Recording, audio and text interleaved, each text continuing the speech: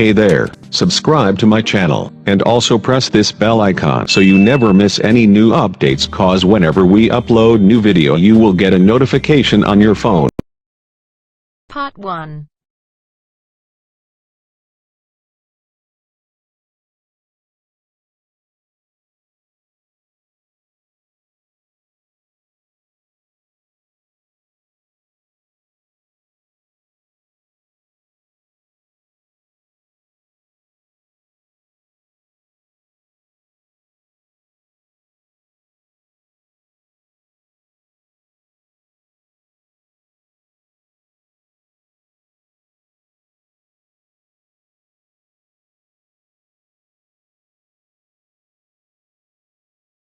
You should answer the questions as you listen, because you will not hear the recording a second time.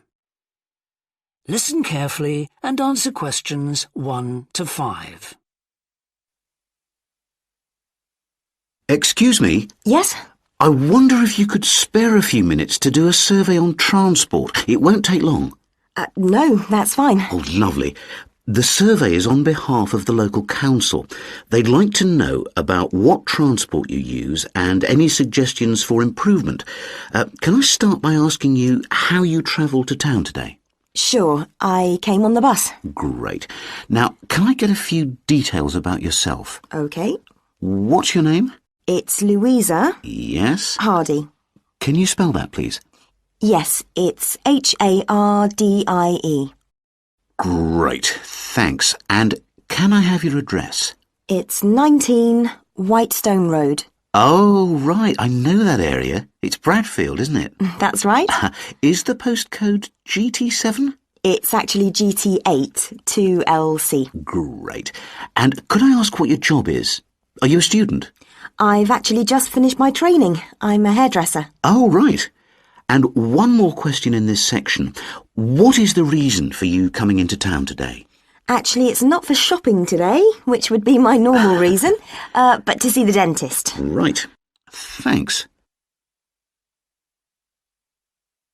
Before you hear the rest of the interview, you have some time to look at questions 6 to 10.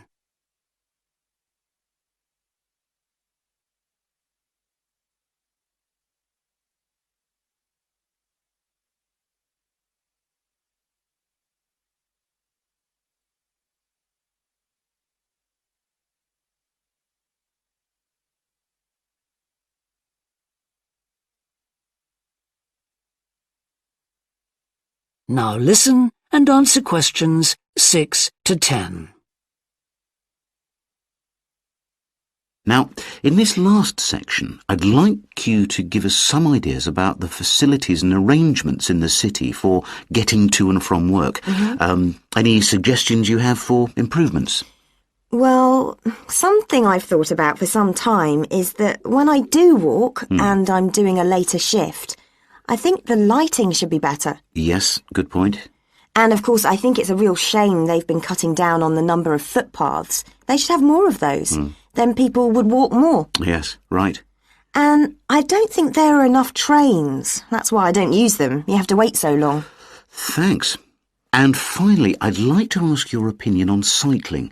As you may know, there's a drive in the city to get more people to cycle to work. Right. But we realise that there are things which the council, but also employers, might do to help encourage workers to cycle to work. Yeah.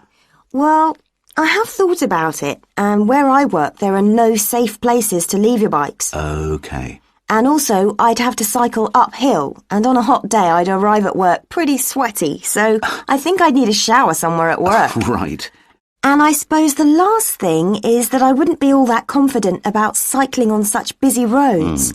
I think I'd like to see you offering training for that. You know, I'd feel a lot better about starting if that was the case. Well, that's very helpful. Thank you very much for your time. No problem. Bye. That is the end of Part 1.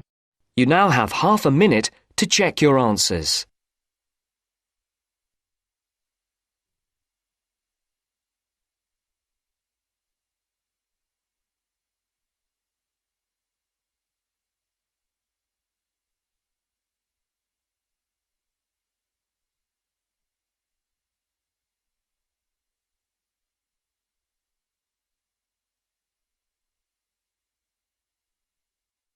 Now turns to Part 2.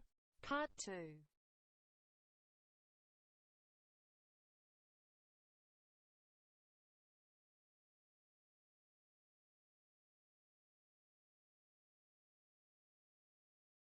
You will hear a representative of a city council giving information about 2 new facilities which are opening soon in the city. First, you have some time to look at questions 11 to 14.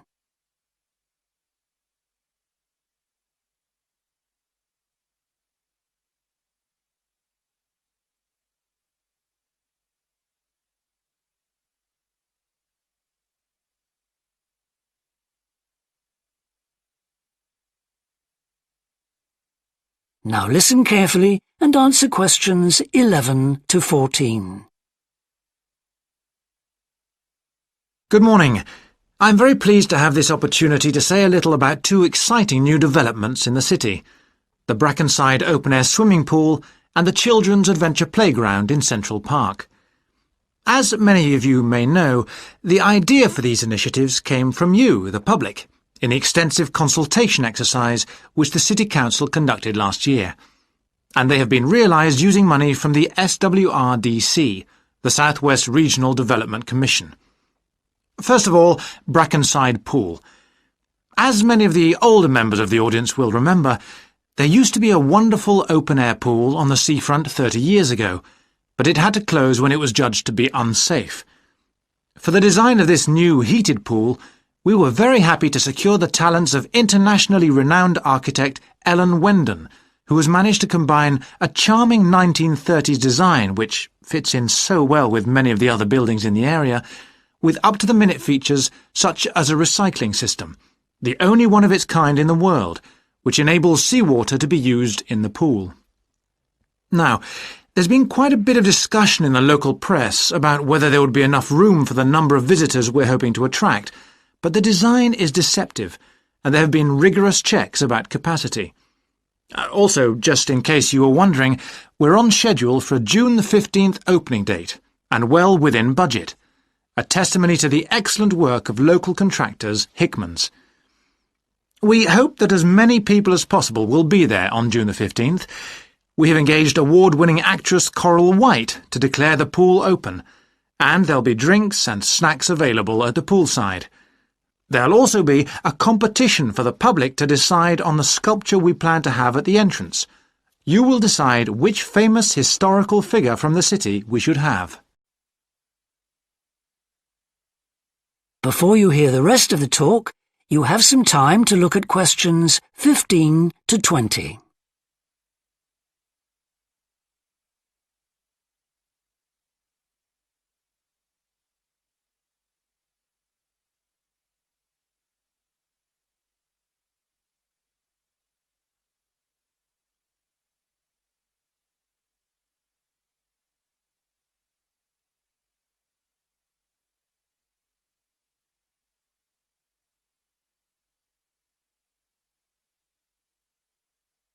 Now listen and answer questions 15 to 20. And now, moving on to the Central Park Playground, which we're pleased to announce has just won the Douglas Award for Safety. The news came through only last week. The unique design is based on the concept of the global village, with the playground being divided into 6 areas showing different parts of the world, each with a representative feature. For example, there is a section on Asia, and this is represented by rides and equipment in the shape of snakes, orangutans, tigers and so on, fauna native to the forests of the region.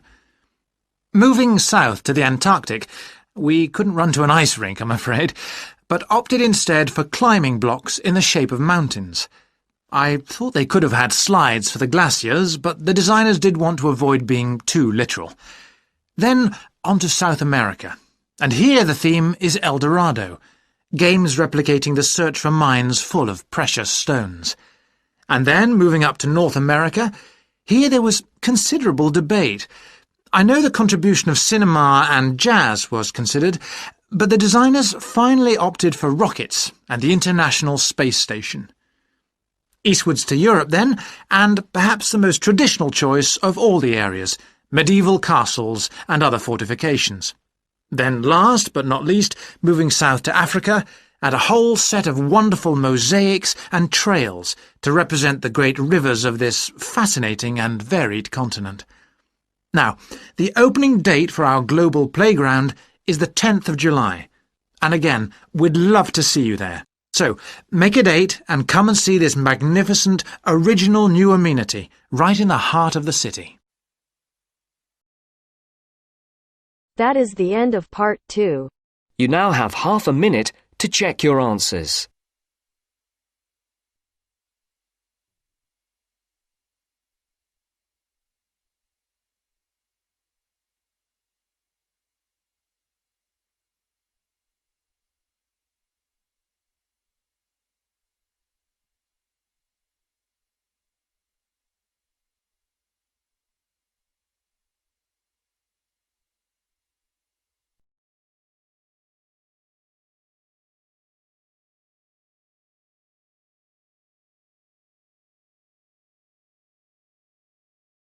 Now turns to part 3.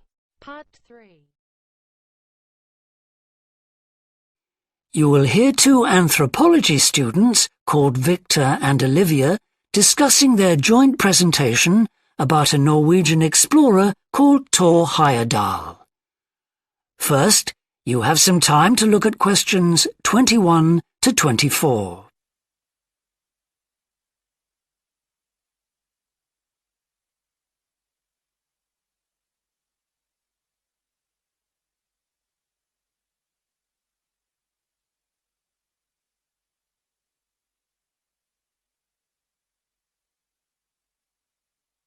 Now listen carefully and answer questions 21 to 24. Right, well, for our presentation, shall I start with the early life of Thor Heyerdahl? Sure. Why don't you begin with describing the type of boy he was, especially his passion for collecting things? That's right. He had his own little museum. And I think it's unusual for children to develop their own values and not join in their parents' hobbies. I'm thinking of how Heyerdahl wouldn't go hunting with his dad, for example. Yeah, he preferred to learn about nature by listening to his mother read to him. And quite early on, he knew he wanted to become an explorer when he grew up. That came from his camping trips he went on in Norway, I think. No, it was climbing that he spent his time on as a young man. Oh, right. After university, he married a classmate, and together they decided to experience living on a small island to find out how harsh weather conditions shaped people's lifestyles. As part of their preparation, before they left home, they learnt basic survival skills, like building a shelter. I guess they needed that knowledge in order to live wild in a remote location with few inhabitants, cut off by the sea, which is what they were aiming to do. An important part of your talk should be the radical theory Heyerdahl formed from examining mysterious ancient carvings that he happened to find on the island. I think you should finish with that. Okay. Before you hear the rest of the discussion, you have some time to look at questions 25 to 30.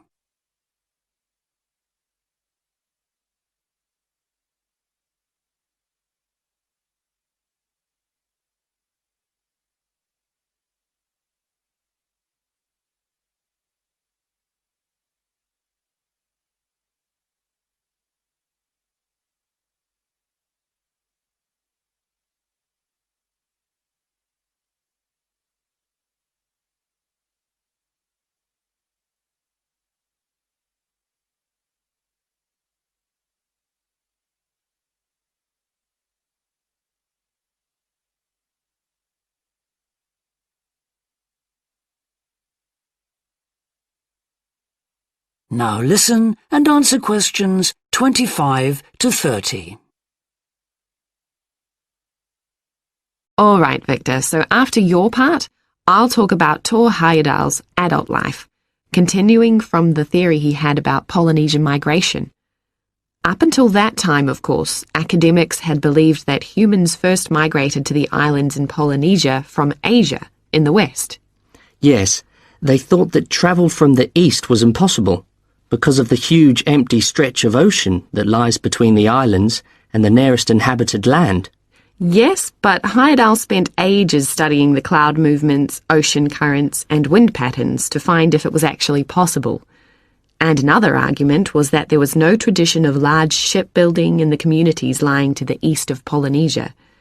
But Heyerdahl knew they made lots of coastal voyages in locally built canoes. Yes, or sailing on rafts, as was shown by the long voyage that Heyerdahl did next. It was an incredibly risky journey to undertake.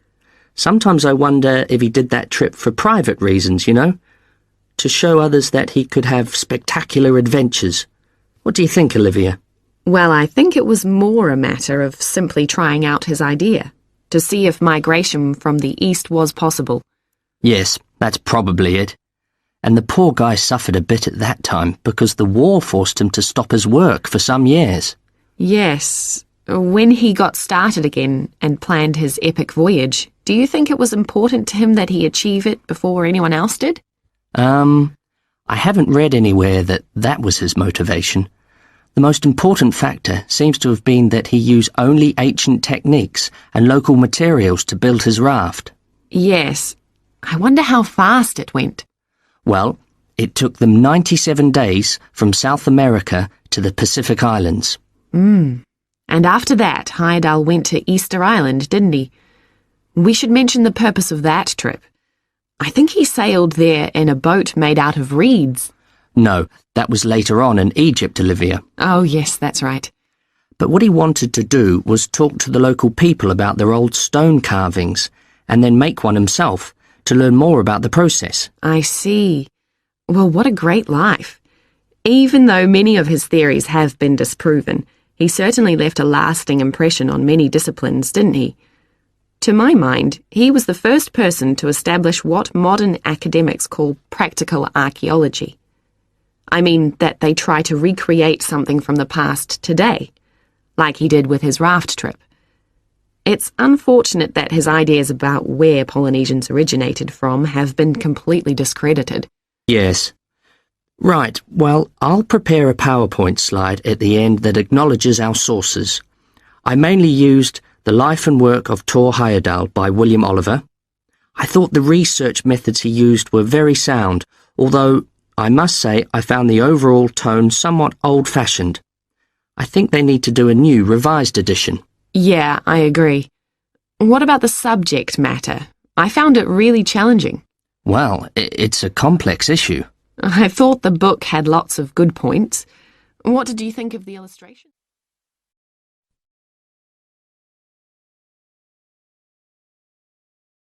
That is the end of part 3.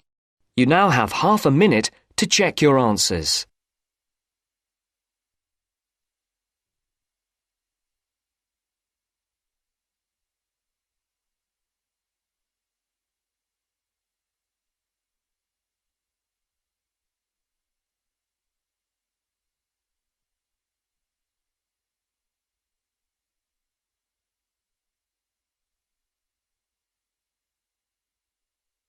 Now turns to part 4.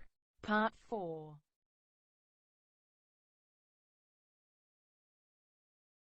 You will hear a business student predicting how management might change in the next few years. First, you have some time to look at questions 31 to 40.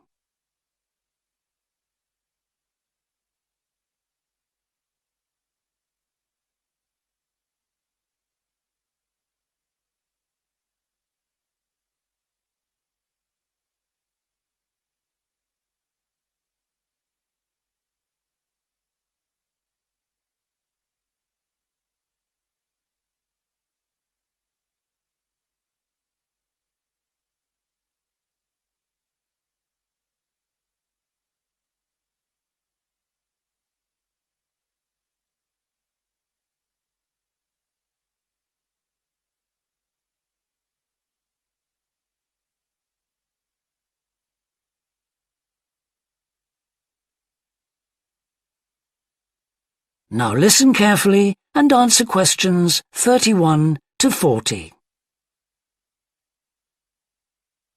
Well, I've been talking to managers in a number of businesses and reading surveys about the future of management.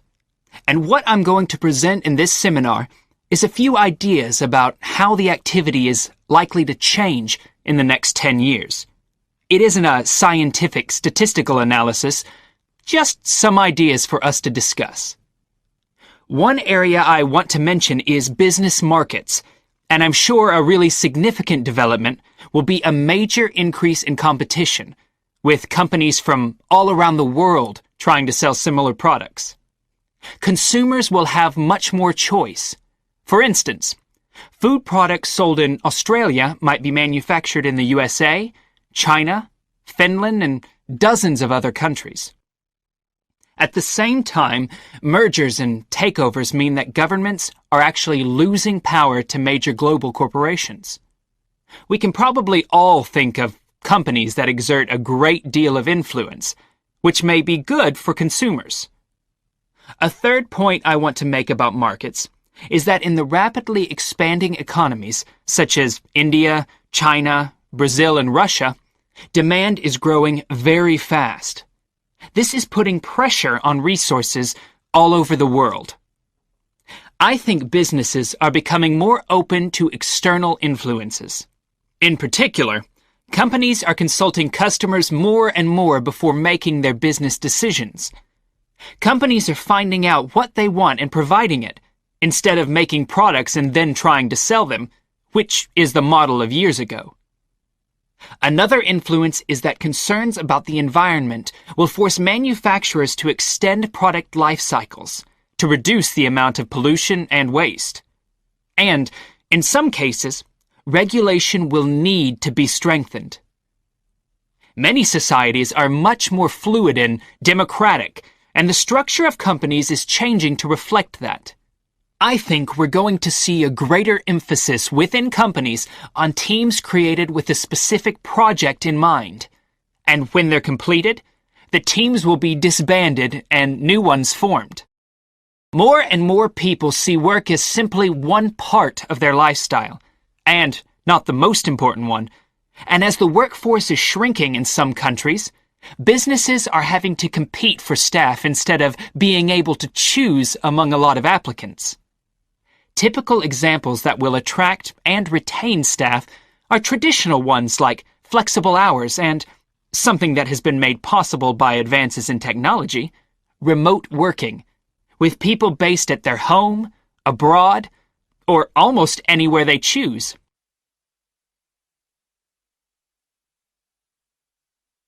Management styles will almost certainly continue to change. Senior managers will require a lot more than the efficiency that they've always needed. Above all, they'll need great skills in leadership so that their organization can initiate and respond to change in a fast-moving world where they face lots of competing requirements and potential conflicts. In most of the world, the senior managers of large businesses are mainly men in their 50s and 60s. The predominant style of management will almost certainly become more consultative and collaborative, caused, above all, by more women moving into senior management positions. Many of the changes are influenced by developments in the wider economy. The traditional emphasis of business was manufacturing, and of course the service sector is very important. But we shouldn't overlook the growing financial contribution of IP, that is, intellectual property. Some books and films generate enormous sums from the sale of related DVDs, music, games, clothes, and so on. Another point I'd like to make is that although I've been talking about companies, one trend that they have to face is the move away from people working for the same employer for years. Instead, more and more people are becoming self-employed to gain the freedom and control over their lives that they're unlikely to get from being employed. Okay, well, that's all I want to say, so let's open it up for discussion. That is the end of part 4. You now have half a minute to check your answers.